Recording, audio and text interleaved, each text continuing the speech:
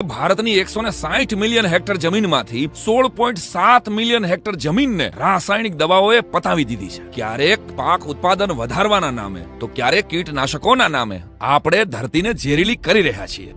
જે રીતે અત્યારે આપણે ખેતી કરી રહ્યા છીએ એ રીતે જ જો આંધળું અનુકરણ ચાલુ રાખ્યું તો નક્કી એક દિવસ ઘરે ઘરે કેન્સર જેવા જીવલેણ રોગના ખાટલા હશે. અને મારી વાત ખોટી નથી, એમાં જરાય અતિશયોક્તિ નથી. તમને ગૂગલ કરી લેવાની છૂટ. એક સમયે સૌથી વધુ પાક ઉત્પાદન કરનાર પંજાબે જમીનમાં એટલી દવાઓ નાખી કે આજે ત્યાં કેન્સરના દર્દીઓથી ભરેલી આખી ટ્રેન ચલાવવી પડે છે. પ્રકૃતિ પ્રેમના પાટેથી જે હેઠે ઉતરી જાય એને આવી ટ્રેન ચલાવવી જ પડે. મને નથી ગમતું છતાંય કહેવું પડે છે કે રસાયણ આધારિત ખેતીથી પાકેલો એક દાણો ભારતની આવનારી પેઢીને નમાલી, માય કાંગલી અને રોગિષ્ટ બનાવશે.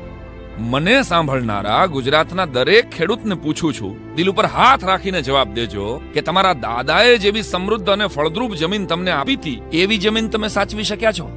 તમારા દાદાએ તમને આપી હતી એવી જમીન તમે તમારા દીકરાને નહીં આપી શકો? આ વાતનો તમને વસવસો નહીં થાય? જેને ખેતી નથી એવા વડીલો તમારા દિલને પૂજજો કે બાળપણમાં ફળો અને શાકભાજીનો જે સ્વાદ તમે ચાખ્યો તો એવો આજે સહેજ પણ છે?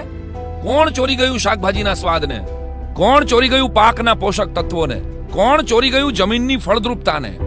કોણ વાવી ગયું હરિયાળા ખેતરમાં હળાહળ?